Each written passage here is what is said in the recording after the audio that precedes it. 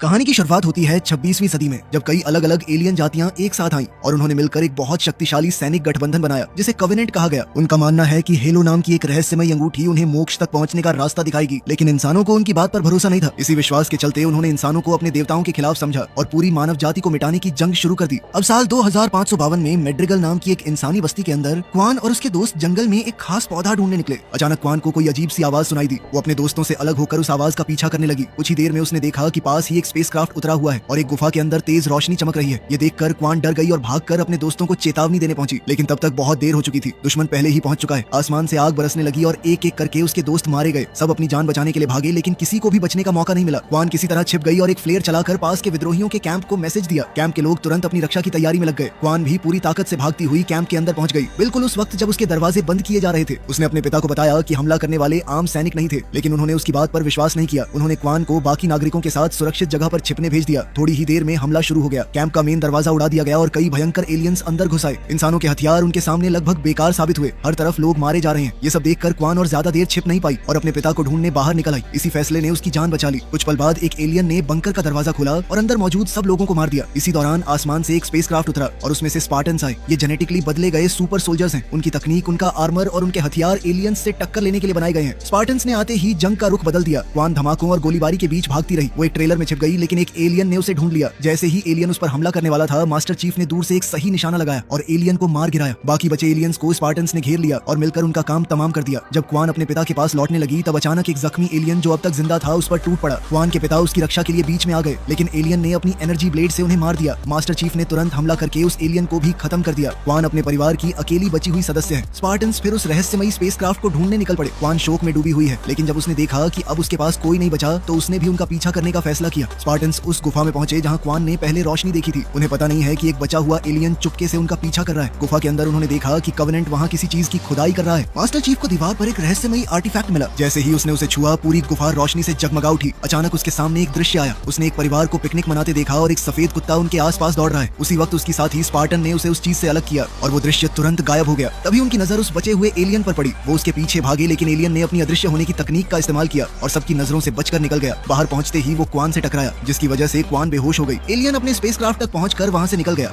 दूसरी तरफ यूएनएससी में डॉक्टर हॉल्सी ने एडमिरल परंगोस्की को मना लिया कि इस अवशेष की जांच की जानी चाहिए, लेकिन जाते वक्त एडमिरल ने देख लिया कि हॉल्सी एक ऐसे प्रोजेक्ट पर काम कर रही है जिसे रोकने का आदेश दिया गया है। उन्होंने उसे तुरंत बंद करने को कहा। हॉल्सी एक छुपे हुए कमरे में गई जहां एक कैप्सूल के अंदर एक अजीब शरीर पड़ा है। वो उसे नष्ट करने वाली है, लेकिन आखिरी पल पर रुक गई। इसी बीच कवेनेंट के हेडक्वार्टर्स में हायरार्क नाम का नेता मेकी से मिला। मेकी कवेनेंट के बीच पली बड़ी इकलौती इंसान है। उसी ने अवशेष की जगह पहले बताई थी। जब उसे पता चला कि कोई और भी उस अवशेष को एक्टिव कर सकता है, तो वो हैरान रह गई। बाद में क्वान की आंख खुली और उसने खुद को स्पार्टन स्पेसक्राफ्ट में पाया। डॉक्टर मिरांडा का एक होलोग्राम उसके सामने आया। मिरांडा ने उससे कहा कि वो एक वीडियो रिकॉर्ड करे और सब मानवीय बस्तियों को कवेनेंट के खतरे के बारे में बताए। मिरांडा चाहती है कि इंसान आपस की लड़ाई भूलकर एकजुट हो जाएं, लेकिन क्वान ने साफ मना कर दिया। उसका कहना है कि अगर उसकी बस्ती को आजादी मिलेगी तभी वो मदद करेगी। बाद में मास्टर चीफ ने क्वान को खाना दिया और बातचीत के दौरान एक सच सामने आया। क्वान की मां को सालों पहले मास्टर चीफ ने ही मारा था। ये बात सुनकर माहौल और तनावपूर्ण हो गया। इसी बीच मास्टर चीफ को एक संदेश मिला जिसमें क्वान को मार देने का आदेश दिया गया है। ये सुनकर वो इतना परेशान हुआ कि उसने स्पेसक्राफ्ट के सुरक्षा कैमरास ही बंद कर दिए। यूएनएससी में एडमिरल परंगोस्की गुस्से से भर गई। तब डॉक्टर हॉल्सी ने बताया कि उस अवशेष ने शायद मास्टर चीफ की पुरानी यादों को दोबारा जगा दिया है। हालात संभालने के लिए हॉल्सी ने स्पेसक्राफ्ट का ऑक्सीजन बंद कर दिया। क्वान को मारने के लिए ऑक्सीजन 0 कर दी गई, जबकि मास्टर चीफ के सूट में सिर्फ 40% ऑक्सीजन बची। फिर भी जॉन ने हिम्मत नहीं हारी। उसने स्पेसक्राफ्ट के पैनल खोलकर क्वान की जान बचा ली। अब एडमिरल का सब्र टूट चुका है। उन्होंने आदेश दिया कि स्पेसक्राफ्ट नजदीक आते ही उसे उड़ा दिया जाए। इसी दौरान क्वान को लगा कि उसे मारने की कोशिश जॉन ने की। उसने बंदूक तान दी। उसका भरोसा जीतने के लिए मास्टर चीफ ने पहली बार अपना हेलमेट उतारा और अपना चेहरा दिखाया। उसने बताया कि उसका असली नाम जॉन है। अब क्वान उसके साथ मिलकर काम करने को तैयार हो गई। उसने स्पेसक्राफ्ट की एआई को गोली मार दी ताकि कंट्रोल मैनुअल हो जाए और जॉन उसे उड़ा सके, लेकिन तभी हमले की वजह से स्पेसक्राफ्ट जमीन पर गिर पड़ा। जब जॉन ने देखा कि सैनिक उन्हें घेरने वाले हैं, तो उसने एक बार फिर अवशेष को छुआ। इस बार उसने अपने बचपन की यादें देखी। उसने अपने परिवार को देखा और अपने छोटे रूप को उसी अवशेष का सिंबल बनाते देखा। अचानक अवशेष से एक शक्तिशाली एनर्जी निकली। पूरे बेस की बिजली बंद हो गई। सारे हथियार बेकार हो गए, लेकिन स्पेसक्राफ्ट को बहुत एनर्जी मिल गई। मौके का फायदा उठाकर जॉन और क्वान वहां से बच निकले। फिर कहानी 22 साल पहले की यादों में गई। उस वक्त जॉन ट्रेनिंग में था। एक रात वो चुपके से बाहर निकला और अपने दोस्त सोरेन से मिला। सोरेन हैरान रह गया जब जॉन ने उस पर बंदूक तान दी। जॉन ने कहा कि वो भागना नहीं चाहता और नियमों का पालन करना जरूरी है, लेकिन सोरेन ने जवाब दिया कि ये जगह बच्चों का दिमाग कंट्रोल करती है और उनके सपने छीन लेती है। उसने जॉन को याद दिलाया कि प्रयोगों के कारण उसका एक हाथ जा चुका है। आखिर में जॉन ने उसे 5 मिनट का मौका दिया और सोरेन वहाँ से निकल गया। वर्तमान में लौटकर क्वान ने स्पेसक्राफ्ट के आसपास चमकती हुई रोशनी देखी। जॉन ने समझाया कि ये स्लिप स्पेस यात्रा थी जिससे बहुत दूर की दूरी कुछ ही समय में तय की जा सकती थी। कुछ देर बाद वो एक बड़े एस्ट्रॉइड फील्ड के बीच पहुंच गए। जॉन ने अपनी तेज प्रतिक्रिया और कमाल की पायलट कला से हर एस्ट्रॉइड को बचाते हुए स्पेसक्राफ्ट निकाल लिया। एस्ट्रॉइड फील्ड के पार उन्हें एक गुप्त स्टेशन दिखाई दिया जिसका नाम था द रबल। ये ऐसी जगह है जो किसी कानून को नहीं मानती। जॉन को देखते ही वहाँ के लोगों ने तुरंत हथियार निकाल लिए और एक गाड़ी लगाकर उसका रास्ता रोक दिया। जॉन ने गाड़ी को बस हल्का सा एक तरफ कर दिया। उसी वक्त स्टेशन के नेता ने सबको अपने हथियार नीचे करने का आदेश दिया। ये और कोई नहीं बल्कि बड़ा हो चुका सोरेन है। उसने जॉन का स्वागत किया और बताया कि क्वान पर इनाम रखा जा चुका है। दूसरी तरफ यूएनएससी में एक खास बैठक बुलाई गई। सभी अधिकारी जॉन को खत्म करने की बात कर रहे हैं, लेकिन डॉक्टर हॉल्सी ने पेरेंगोस्की की इच्छा के खिलाफ जाकर अपना नया प्रोग्राम सामने रखा। इसका नाम है कॉर्टाना। हॉल्सी के मुताबिक ये ह्यूमन डेवलपमेंट का अगला चरण है। कॉर्टाना एक ऐसी एआई है जो स्पार्टन्स की सोच पर कंट्रोल पाकर उन्हें और ज्यादा आज्ञाकारी बना सकती है। ऊपर से दबाव बढ़ रहा था तो पेरेंगोस्की को भी ना चाहते हुए मानना पड़ा। इसी दौरान मैड्रिगल पर विंशर ग्राथ ने अपनी पकड़ मजबूत करनी शुरू कर दी। उसने क्वान के पिता से जुड़े सभी विद्रोहियों को मरवा दिया। जब एक ड्रोन उसके ऊपर से गुजरा तो उसने उसे भी गिरा दिया ताकि क्वान उस पर नजर न रख सके। बाद में जॉन और क्वान ने सोरेन को वो रहस्यमयी चीज दिखाई। सोरेन ने उसे छुआ लेकिन कुछ भी नहीं हुआ। तब सोरेन उन्हें रेथ नाम के एक आदमी के पास ले गया। कभी कवेनेंट ने उसे कैद करके रखा था। जैसे ही रेथ ने उस वस्तु को देखा उसने उसे पहचान लिया। उसने बताया कि ये कवेनेंट के धर्म की बहुत जरूरी चीज है। कवेनेंट पूरी गैलेक्सी में इसके और टुकड़े ढूंढ रहा है। रेथ ने भी उसे छुआ लेकिन फिर भी कुछ नहीं हुआ। उसने बताया कि कुछ चुनिंदा लोग हैं जो इस चीज को एक्टिवेट कर सकते हैं। ये कहकर उसने वो वस्तु जॉन की तरफ उछाल दी। जॉन ने उसे पकड़ा और तुरंत वो चमकने लगी। उसकी रोशनी एक विशाल रिंग का आकार लेने लगी और उसमें से एनर्जी की एक लहर निकली। उसी पल जॉन को एक और याद दिखाई दी। इस बार उसने अपनी माँ का मरा हुआ शरीर देखा। जब जॉन होश में आया रेथ जोर से चिल्लाया, ये रिंग हेलो है। उसने बताया कि हेलो एक ऐसा सुपर वेपन है जिसे कवेनेंट इंसानियत का अंत करने के लिए ढूंढ रहा है। रेथ का मानना है कि जॉन को इस वस्तु को नष्ट कर देना चाहिए और अगर जरूरत पड़े तो अपनी जान भी दे देनी चाहिए। ये सब सुनकर जॉन हिल गया। अब उसे लगा कि इस खतरनाक चीज से निपटने के लिए यूएनएससी की मदद जरूरी है। उसने सोरेन से क्वान का ध्यान रखने को कहा और खुद एक स्पेसक्राफ्ट लेकर निकल गया। बेस पर पहुंचते ही उसे गिरफ्तार कर लिया गया। उधर हॉल्सी उस रहस्यमयी वस्तु को स्टडी के लिए ले गई। फिर कहानी एक और पुरानी याद में गई। प्लैनेट ओबन पर लोग कचरे और पुराने सामान को इकट्ठा करके जीवन चलाते हैं। वहीं दो बच्चे छुपकर एक कहानी की किताब पढ़ रहे हैं। जब उन्होंने कहानी के पात्रों को एक दूसरे को चूमते देखा तो उन्होंने भी वैसा ही करने की कोशिश की, लेकिन तभी सुरक्षा कर्मियों ने उन्हें देख लिया। वो दोनों बच्चों के पीछे भागे। लड़के को पकड़कर उन्होंने इतनी बुरी तरह पीटा कि उसकी मौत हो गई। फिर उन्होंने लड़की को भी सताना शुरू कर दिया, लेकिन उसी वक्त कवेनेंट के एलियंस वहां आ गए। उन्होंने सुरक्षा कर्मी को धक्का दिया और उस लड़की को अपने साथ ले गए। पता चलता है कि ये छोटी लड़की आज के दिन की मेकी ही है। उसने कवेनेंट के नेताओं को बताया कि अब वो खुद जॉन और उस वस्तु को ढूंढने निकलेगी।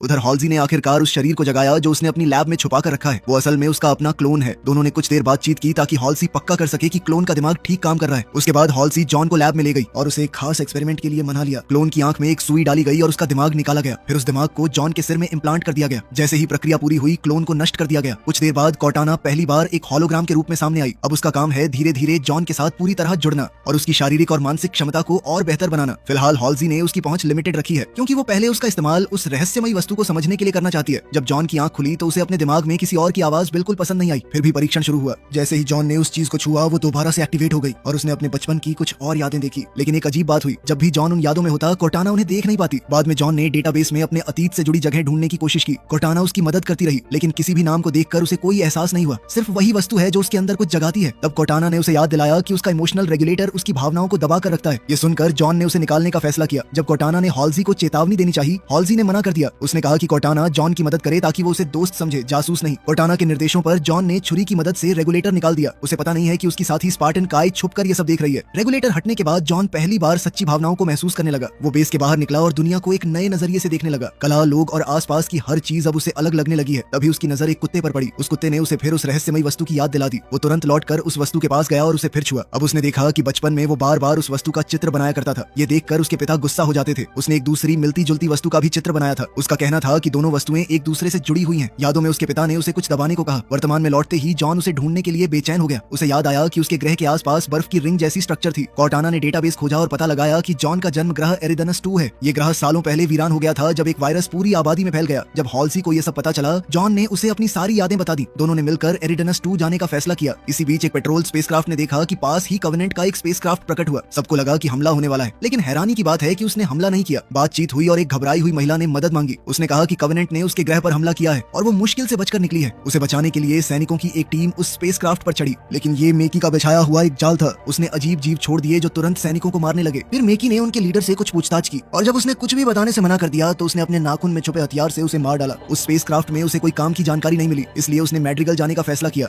उधर रबल में क्वान ने खबरों में देखा कि विंचर उसके ग्रह पर पूरा कब्जा जमा रहा है। उसने सोरेन से उसे वापस ले चलने की विनती की, लेकिन सोरेन ने मना कर दिया। बाद में सोरेन ने क्वान को उसका स्पेसक्राफ्ट चुराते हुए पकड़ लिया। तब क्वान ने एक नई डील प्रपोज की। उसने कहा कि अगर सोरेन उसे मैड्रिगल ले गया तो वो उसे अपने परिवार की दौलत से अच्छी रकम देगी। सोरेन मान गया और दोनों सफर पर निकल पड़े। यूएनएससी बेस पर काई ने भी जॉन का रास्ता अपनाने का फैसला किया। उसने भी अपना इमोशनल रेगुलेटर निकाल दिया। अपने अंदर बदलाव महसूस करते ही उसने अपने बाल भी रंग लिए। कुछ समय बाद मिरांडा ने काई और बाकी स्पार्टन्स को बुलाया। हॉल्सी की गैर हाजिरी में वो वस्तु का परीक्षण करना चाहती है, लेकिन चाहे कोई भी उसे छुए कुछ नहीं हुआ। आखिरकार हॉल्सी और जॉन एरिडेनस 2 पहुंच गए। जॉन सीधा उस जगह गया जहां उसे कुछ दबाने की याद है। उसने मिट्टी खोदी और एक डिब्बा निकाला। उस डिब्बे के अंदर उसके बचपन के चित्र रखे हैं। फिर वो अपने पुराने घर के अंदर गया। उसने कॉर्टाना से कहा कि उसकी यादों के आधार पर घर को वैसा दिखाया जाए जैसा वो बचपन में था। जैसे जैसे वो घर में आगे बढ़ता गया उसकी और यादें लौटने लगी और फिर उसने अपने बचपन के रूप को देखा जो लगातार चित्र बना रहा है और जिसने एक विशाल मेटल का स्ट्रक्चर खोज लिया। जॉन को जो तस्वीरें और यादें दिख रही हैं उनमें एक पुरानी गुफा नजर आई जहाँ छोटा जॉन अपने कुत्ते के साथ गया था। गुफा के अंदर उसने दीवार पर लगी एक अजीब चीज को छुआ और तुरंत पूरी गुफा कांप उठी। डरा हुआ जॉन वहाँ से भाग गया। अगली याद में डॉक्टर हॉल्सी उससे मिलने आई। अब जॉन ने हॉल्सी से पूछा कि तुम मेरे बचपन की यादों में क्या कर रही हो, लेकिन हॉल्सी ने बात टाल दी और बोली कि शायद बचपन के सदमे की वजह से उसकी यादें उलझ गई हैं। इसके बाद जॉन ने बताया कि उसे याद आ गया है कि दूसरी वस्तु कहाँ छुपी हुई है। जॉन और हॉल्सी रेगिस्तान की तरफ निकले और उसी पुरानी गुफा में पहुंचे। वहाँ दीवार में फंसी हुई दूसरी वस्तु मिल गई। उधर सोरेन और क्वान मैड्रिगल पहुंच गए। शहर में हर जगह क्वान के वांटेड पोस्टर्स लगे हुए हैं। दोनों उसके पिता की श्रद्धांजलि में गए। वहाँ क्वान ने अपने पिता के दूसरे सबसे भरोसेमंद साथी से बात की, लेकिन उसे पता चला कि क्रांति लगभग खत्म हो चुकी है। लोग डरे हुए हैं और अब विंचर की मर्जी के हिसाब से चल रहे हैं। ये सुनकर क्वान गुस्से से भर गई। उसने सबको डरपोक कहा, जिससे सिक्योरिटी का ध्यान उसकी तरफ चला गया। क्वान ने फिर सोरेन को मनाया कि वो उसकी मौसी को ढूंढने में मदद करे, क्योंकि उसके पास इतना पैसा हो सकता था कि सोरेन अपना जहाज वापस खरीद सके। बाजार से गुजरते वक्त कुछ लोगों ने उन पर हमला कर दिया। सोरेन ने तुरंत जवाब दिया और हमलावरों को पीटना शुरू कर दिया। इसी बीच क्वान की मौसी सामने आ गई, इसलिए क्वान उसके साथ रुक गई और सोरेन अपने जहाज की खबर लेने चला गया। वहाँ एक व्यापारी ने उसे बताया कि उसका जहाज पहले ही टुकड़ों में तोड़कर बेच दिया गया है। गुस्से में सोरेन उसकी बाइक चुरा कर निकल गया। इधर क्वान को पता चला कि उसके पिता ने क्रांति पर सारा पैसा खर्च कर दिया था और अब कुछ भी नहीं बचा। मौसी ने कहा कि उसके पिता एक झूठ के लिए मरे। फिर उसने एक पुरानी कहानी सुनाई। कई साल पहले लड़ाई शुरू होने से पहले क्वान के पिता रेगिस्तान में रहने वाले कुछ रहस्यमयी लोगों से मिलने गए थे, जिन्हें लोग मिस्टिक्स कहते थे। जब वो लौट कर आए तब उनका व्यवहार बदल चुका था। उन्हें पूरा यकीन हो गया था कि मैड्रिगल को आजाद करना ही उनका जीवन का उद्देश्य है। लेकिन बात पूरी भी नहीं हुई कि विंचर द्वारा भेजी गई एक हत्यारी वहाँ पहुंच गई। उसने तुरंत क्वान की मौसी को मार दिया। वो क्वान को भी मारने वाली थी, लेकिन तभी सोरेन वापस आ गया और उस पर गोलियां चलाने लगा। घायल हत्यारी खिड़की से कूदकर भाग गई। सोरेन ने क्वान को वहाँ से निकाला, लेकिन बाहर सिक्योरिटी ने उन पर गोलीबारी शुरू कर दी। दोनों बाइक पर बैठे और तेज रफ्तार से रेगिस्तान की तरफ भाग निकले। काफी दूर पहुंचने के बाद बाइक खराब हो गई। सोरेन ने क्वान को बाइक से हथकड़ी लगा दी और कोई और साधन ढूंढने चला गया, लेकिन क्वान ने एक पत्थर से बाइक पर वार किया और खुद को आजाद कर लिया। बाद में जब सोरेन एक जीप लेकर लौटा तो उसे बाइक अकेली मिली। अचानक क्वान रेत के नीचे से बाहर निकली, उसके पीछे पहुंची और उसे बेहोश कर दिया। इसी दौरान एक और पुरानी याद सामने आई। जवान हॉल्सी एक स्कूल का दौरा कर रही थी। वहाँ उसने छोटे जॉन को एक बच्चे की जान बचाते देखा। एक लड़का गिरने वाला था और जॉन ने सिर्फ उसका पैर पकड़कर उसे बचा लिया। हॉल्सी उसकी ताकत देखकर बहुत प्रभावित हुई। यहीं ये भी पता चला कि कैप्टन जेकब पहले हॉल्सी के पति थे और मिरांडा उन दोनों की बेटी थी।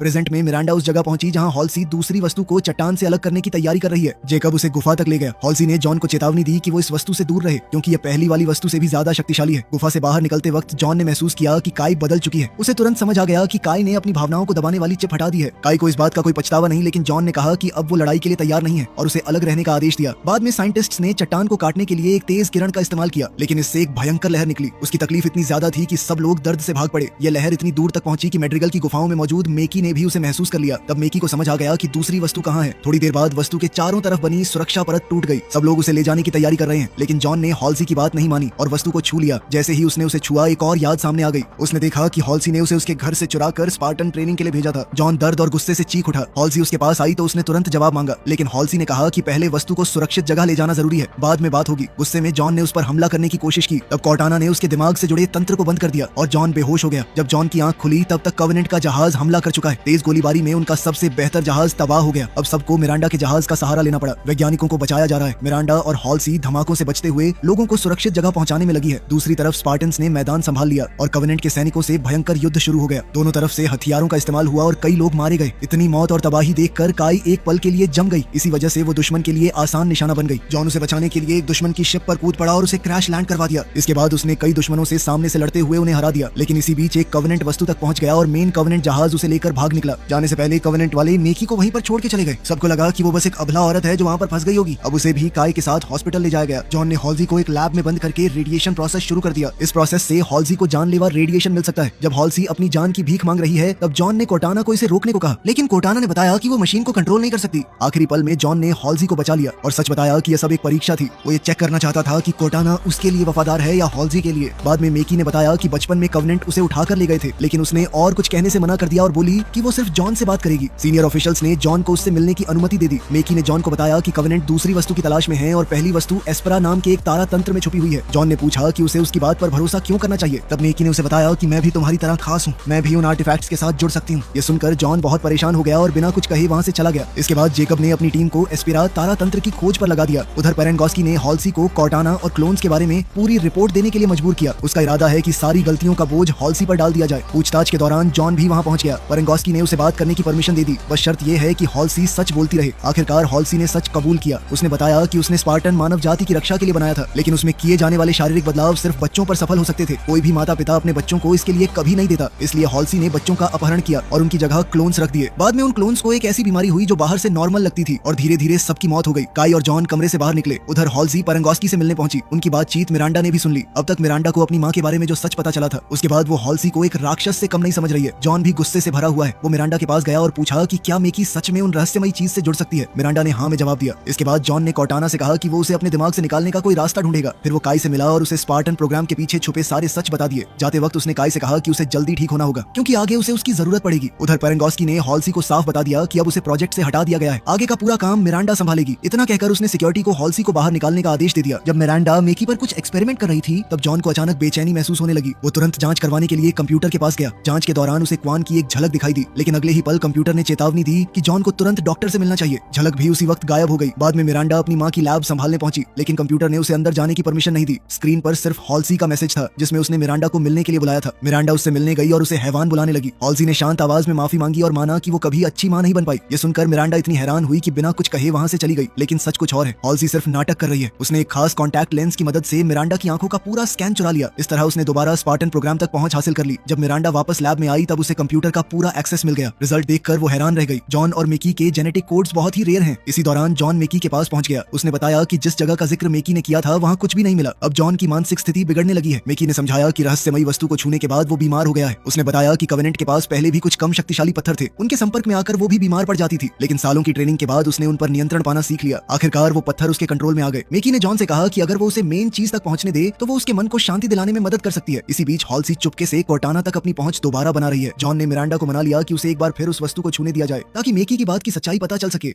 अपने कमरे में मेकी को अचानक महसूस हुआ कि कुछ बुरा होने वाला है। उसने अपने गार्ड को गिरा दिया, लेकिन उसी वक्त जॉन ने वस्तु को छू लिया। जैसे ही उसने ऐसा किया, जॉन और मेकी दोनों को जोर का दौरा पड़ा। जॉन का दिमाग डरावनी यादों से भर गया। फिर अचानक सब कुछ बदल गया। उसने खुद को मेकी के साथ एक पहाड़ी मैदान में खड़ा पाया। बाहर डॉक्टर देख रहे थे कि दोनों के बॉडी साइंस बिल्कुल एक जैसे हो गए हैं। जॉन ने आसपास देखा और समझा कि वो हेलो रिंग के अंदर है, लेकिन जैसे ही उसने मेकी को छुआ, वो दृश्य टूट गया और दोनों वापस आ गए। उधर मैड्रिगल पर क्वान रेगिस्तान में जीप चला रही है। सफर के दौरान उसे अपने परिवार की यादें सता रही हैं। कुछ देर बाद उसे एक भयंकर रेत का तूफान मिला, फिर भी वो रुकी नहीं। तूफान के बीच उसे एक अजीब सी परछाई नजर आई। वो जीप से उतरी और उसके पास जाने लगी, लेकिन अगले ही पल कोई उसे बेहोश कर गया। जब क्वान की आंख खुली, तब वो मिस्टिक्स के बीच है। वहाँ उसकी मुलाकात उनकी ट्राइब की लीडर डिजेडेराटा से हुई। डिजेडेराटा ने पहले मना कर दिया कि वो क्वान को उसके पिता का सच नहीं दिखाएगी, क्योंकि अभी वो तैयार नहीं है। लेकिन जब क्वान ने अपनी पूरी कहानी सुनाई और बताया कि यहाँ तक पहुँचने के लिए उसने क्या क्या सहा, तब उसका मन बदल गया। उसने बताया कि क्वान के पूर्वज ने रेगिस्तान में एक फ्यूल ढूंढा था, जो आज भी पूरे ग्रह को ऊर्जा देता है। इसी खोज के दौरान उसकी मुलाकात एक रहस्यमयी शक्ति से हुई थी, जिसने उसे उसके असली उद्देश्य के बारे में बताया था। फिर डिजेडेराटा ने उस फ्यूल की आग को एक कटोरे में रखा। हैरानी की बात यह है कि आग पानी में बदल गई। उसने वो पानी क्वान को पीने के लिए दिया। जैसे ही क्वान ने उसे पिया, उसकी पूरी दुनिया बदल गई। अचानक उसने खुद को जॉन के जहाज में उसके साथ पाया। दोनों रेगिस्तान में उतरते हैं और मिस्टिक्स के कैंप पहुंचे। वहाँ रीथ ने उनका स्वागत किया और घोषणा की कि परीक्षा शुरू होने वाली है। क्वान को झटका लगा जब उसे पता चला कि उसे जॉन से ही लड़ना पड़ेगा। उसने पूरी कोशिश की, लेकिन जॉन ने उसे आसानी से मार दिया। लेकिन ये कोई असली घटना नहीं है, ये एक दृश्य है। हर बार मरने के बाद सब कुछ दोबारा शुरू हो जाता है। क्वान अलग अलग हथियार आजमाती रही, अलग तरीके से लड़ती रही, लेकिन हर बार परिणाम एक ही रहा। आखिरकार थक कर वो घुटनों पर बैठ गई और जॉन से पूछा कि वो चाहता क्या है। तब जॉन ने अपना हेलमेट उतारा और उसकी तरफ मदद के लिए हाथ बढ़ाया। फिर वो क्वान को रेगिस्तान के एक और हिस्से में ले गया। वहाँ क्वान ने एक ऐसी शक्ति देखी जो एक एक करके उसके सभी पूर्वजों का रूप लेती गई। आखिर में वो उसके पिता के रूप में बदल गई। उसके पिता ने माफी मांगी और बताया कि मैड्रिगल की मिट्टी से चलने वाला एक खास पोर्टल यहाँ मौजूद है। अब उस पोर्टल की रक्षा करना क्वान का काम होगा। जब क्वान की आंख खुली, उसने अपनी नई जिम्मेदारी स्वीकार कर ली। वो जीप लेकर पुरानी चौकी पर वापस गई और अपने घर पहुंची। वहाँ उसे पोर्टल से जुड़ी कुछ पुरानी चिट्ठियां मिली। तभी उसे एक अजीब आवाज सुनाई दी। वो सोरेन है। वो वापस आ गया क्योंकि उसने जॉन से वादा किया था कि वो क्वान की रक्षा करेगा। इसी दौरान ग्राफ और उसके आदमी आदमियों ने पूरी चौकी को घेर लिया। लेकिन क्वान के पास एक तरकीब है, अगर हाइड्रोजन स्टेशन चालू कर दिया जाए तो एक बड़ा धमाका करके दुश्मनों को खत्म किया जा सकता है। दोनों बंकर में छिप सकते हैं। समस्या ये थी कि पाइप को हाथ से खोलना जरूरी है। क्वान एक सुरंग में उतर गई, जबकि सोरेन खुली गोलीबारी करके दुश्मनों का ध्यान भटकाता रहा। वो चुपके से कई सैनिकों को सामने से हराता गया। सुरंग में क्वान का सामना एक सैनिक से हुआ और दोनों लड़ने लगे। तभी सोरेन ने आकर उस सैनिक को गोली मार दी और क्वान की जान बचा ली। दोनों अलग अलग रास्तों से बंकर की तरफ बढ़े। सोरेन लगातार दुश्मनों को रोकता रहा, जबकि क्वान ने एक एलियन ग्रेनेड का इस्तेमाल करके ध्यान भटकाया। तभी ग्राफ ने सोरेन को गोली मारकर गिरा दिया और धमकी दी कि अगर क्वान बाहर नहीं आई तो वो उसे मार देगा। लेकिन क्वान को एक स्पार्टन हथियार मिल गया। उसने उससे पाइप पर निशाना लगाया और गोली चला दी। अगले ही पल एक भयंकर धमाका हुआ। आग की लपटें हर तरफ फैल गई। क्वान और सोरेन समय रहते बंकर के अंदर पहुंच गए। बाहर बचे हुए दुश्मन सिर्फ राख बनकर रह गए। बारिश ने धीरे धीरे आग को बुझा दिया। इसके बाद सोरेन ने क्वान से विदा ली। क्वान ने उसे चौकी में मिले कुछ पैसों से भुगतान किया। कुछ समय बाद हॉल्सी और कोर्टाना ने देखा कि मेकी के साथ संबंध बनने के बाद जॉन की तबीयत पहले से बेहतर हो गई है। एक दिन जॉन मेकी को घुमाने ले गया। टहलते हुए उसने बताया कि कवेनेंट हेलो को एक पुरानी भविष्यवाणी की वजह से ढूंढ रहा है। उस भविष्यवाणी के मुताबिक जो लोग योग्य होंगे वो हेलो रिंग में देवता बन जाएंगे। जॉन ने पूछा कि जो योग्य नहीं होंगे उनका क्या होगा। मेकी ने जवाब दिया कि उन्हें साफ कर दिया जाएगा। ये सुनकर जॉन परेशान हो गया। उनकी बात उस वक्त रुक गई जब सैनिक जॉन को बेस पर ले गए। वहाँ सब लोग उन शहरों की रिपोर्ट देख रहे हैं जिन्हें कवेनेंट ने तबाह कर दिया है। लगभग 1,10,00,000 लोग मारे जा चुके हैं। पेरेंगोस्की ने साफ कह दिया कि अब और इंतजार करना मुमकिन नहीं है। कवेनेंट कब हमला करेगा इस बात का इंतजार करने के बजाय अब उन्हें खुद कवेनेंट तक पहुंचना है। जॉन उसकी बात से सहमत हुआ और उसने इजाजत मांगी कि मेकी को रेलिक इस्तेमाल करने दिया जाए। शायद उसकी मदद से दूसरा रेलिक मिल जाए और फिर कवेनेंट का बेस भी ढूंढा जा सके। बाद में जॉन ये खबर मेकी को देने पहुंच गया। मेकी बहुत खुश हुई। वो दोनों और करीब आ गए और रात साथ बिताई। कोर्टाना पूरे वक्त ये सब देख रही है। लेकिन जब जॉन सो गया तब मेकी ने एक बड़ा फैसला लिया। उसने अपने नाखून के अंदर छुपाया हुआ छोटा सा हथियार निकाला और उसे हटा दिया। अब उसका मन कवेनेंट के पास लौटने का नहीं है। अगली सुबह जेकब ने हॉल्सी को बताया कि पेरेंगोस्की ने हुक्म दिया है कि दोपहर से पहले उसे प्लेनेट छोड़ना पड़ेगा। जेकब के जाते ही हॉल्सी ने अपना खास लेंस इस्तेमाल किया और सिस्टम में घुसकर मेकी से संपर्क किया। हॉल्सी ने समझाया कि यूएनएससी को रेलिक्स और हेलो तक पहुंच नहीं मिलनी चाहिए, क्योंकि इंसान उनकी ताकत का गलत इस्तेमाल करेंगे और खुद को तबाह कर देंगे। उसने ये भी बोला कि जॉन और मेकी दोनों सरकार के हाथों इस्तेमाल किए जा रहे हैं। हॉल्सी ने मेकी को मनाने की कोशिश की कि वो जॉन को समझाए और रेलिक चुरा कर उसके पास ले आए। लेकिन जब हॉल्सी ने इंसानियत की असली ताकत जगाने की बात की तब मेकी को कवेनेंट के वही पुराने वादे याद आ गए जहां लोगों को देवता बनाने की बात कही जाती थी। मेकी को तुरंत समझ आ गया कि हॉल्सी भी कुछ अलग नहीं है। उसने बात वहीं खत्म कर दी। हॉल्सी ने हार नहीं मानी। इस बार उसने सीधा जॉन की स्पार्टन टीम से संपर्क किया। उसने कहा कि कमांड चेन भ्रष्ट हो चुकी है और एक खास प्रोटोकॉल चालू कर दिया। इसका मतलब है कि स्पार्टन्स अब सिर्फ हॉल्सी के हुक्म मानेंगे। हॉल्सी ने उन्हें बताया कि जॉन पर भरोसा नहीं किया जा सकता और उन्हें जॉन, मेकी और रेलिक को पकड़कर उसके जहाज तक लाना होगा। काई को यह सब बिल्कुल पसंद नहीं आया। हॉल्सी ने तुरंत बाकी स्पार्टन्स को हुक्म दिया और काई को बेहोश करके हाथ बांध दिए गए।